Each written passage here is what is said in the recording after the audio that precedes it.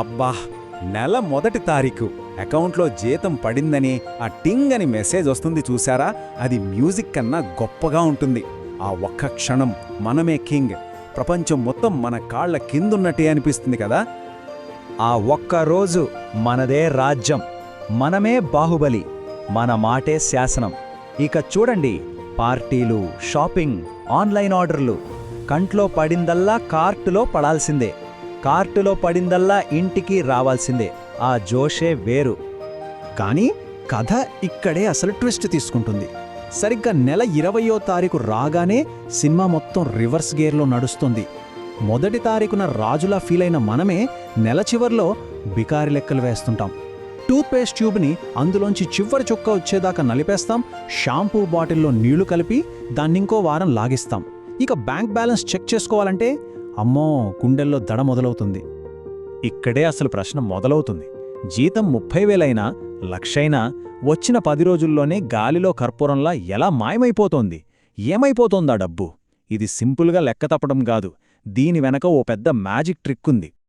నిజమేంటంటే, మనందరం ఒక పక్కా ప్లాన్తో పన్నిన చక్రవ్యూహంలో చిక్కుకున్నాం. మనల్ని టార్గెట్ చేసి మన బలహీనతల్ని వాడుకుని ఈ వల పన్నారు. మనమిందులో కేవలం బలిపశువులం. ఇంతకీ ఈ చక్రవ్యూహం పన్నిన ఆ అసలు శత్రువు ఎవరు? ఆ శత్రువు ఎక్కడో ఆకాశంలోంచి ఊడిపడలేదు. మన కష్టాన్ని, మన భవిష్యత్తును సైలెంట్గా దొంగిలిస్తున్న ఆ విలన్ ఎప్పుడూ మన చేతిలోనే ఉంటున్నాడు. అవును, మన జేబులోనే తిష్టవేసుకుని కూర్చున్నాడు. అవును, కరెక్ట్గా విన్నారు. మన డబ్బు ఖర్చవట్లేదు, మన కళ్ల ముందే దాన్ని దొంగతనం చేస్తున్నారు.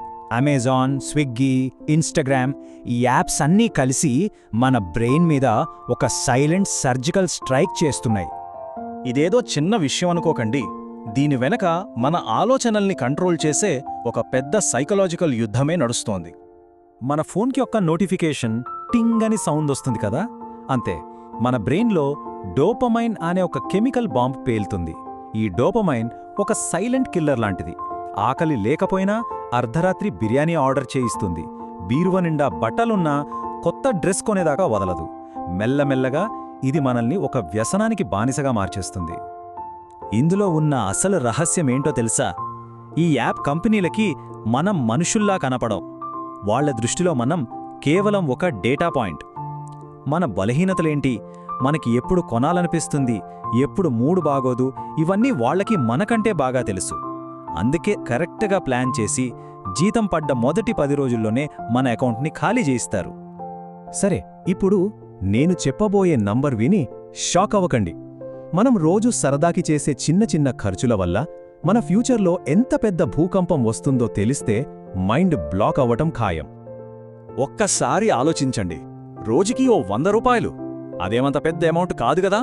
ఓ 2 చాయ్ తాగితే అయిపోతుంది, లేదంటే ఓ స్నాక్స్ ఆర్డర్ చేస్తే పోతుంది.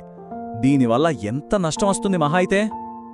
కానీ అదే 100 రూపాయల్ని ప్రతిరోజు ఒక సిస్టమాటిక్ ఇన్వెస్ట్మెంట్ ప్లాన్ అంటే ఎస్ఐపిలో పెడితే 30 సంవత్సరాల తర్వాత ఆ అమౌంట్ ఎంతో తెలుసా? 1.5 కోటి రూపాయలు. ఎస్, మీరు విన్నదే అక్షరాలా నిజం. రోజుకి 100, 30 ఏళ్లకి 1.5 కోటి. దీనర్థమేంటో తెలుసా? మన జేబులోంచి రోజూ జారిపోతున్న 100 రూపాయలు మన డబ్బుని కాదు, మన భవిష్యత్తులో ఉండాల్సిన కోటీశ్వరుడిని చంపేస్తోంది. మన డ్రీమ్ లైఫ్ని ప్రతిరోజు కొంచెం కొంచెంగా డిలీట్ చేసేస్తుంది. ఇది మన ఫినాన్షియల్ లైఫ్కి పడిన ఒక చిన్న లీక్. కానీ ఆ చిన్న లీకే మన భవిష్యత్తు అనే షిప్ని మొత్తం ముంచేస్తోంది. సరే సరే, భయపడకండి, టెన్షన్ పడకండి. ఈ చక్రవ్యూహం నుండి బయటపడటానికి ఒక సింపుల్ కానీ చాలా పవర్ఫుల్ ఎస్కేప్ ప్లాన్ ఉంది. Rule number 1, 24 hour rule. ఏదైనా కొనాలని విపరీతంగా అనిపించిందా? ఓకే, వెంటనే కొనొద్దు, దాన్ని కార్ట్లో యాడ్ చేయండి, ఫోన్ పక్కన పెట్టేయండి, అంతే. సరిగ్గా 24 అవర్స్ ఆగండి. నమ్మండి, 80% కేసుల్లో ఆ కొనాలన్న కోరిక ఆవిరైపోతుంది. ఆ డోపమైన్ రష్ తగ్గిపోతుంది. అప్పుడు మనమే విన్నర్. ఇక rule number 2, pay your self first. అంటే ముందు మనకి మనం జీతమిచ్చుకోవాలి. జీతం అకౌంట్లో పడ్డన ఫస్ట్ మినిట్లోనే అందులోంచి ఒక 20% తీసి వేరే సేవింగ్స్ లేదా ఇన్వెస్ట్మెంట్ అకౌంట్కి పంపించేయాలి. ఎందుకంటే మనకంటే ఇంపార్టెంట్ ఎవరూ లేరు. ఆ తర్వాత మిగిలిన 80%తోనే నెల మొత్తం ప్లాన్ చేసుకోవాలి. ఇది కొన్ని నెలలు చేశారంటే చాలు, పెరుగుతున్న మన బ్యాంక్ బ్యాలెన్స్ చూస్తే వచ్చే కిక్కే వేరు. ఇప్పుడు మనం మాట్లాడుకోబోయేది డబ్బు గురించి కాదు, మన జీవితం గురించి. ఒక్క నిమిషం జాగ్రత్తగా వినండి.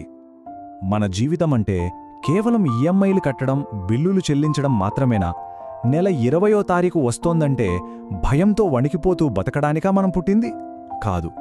మన కలలకి, మన ఆశయాలకి అంతకంటే చాలా పెద్ద విలువుంది.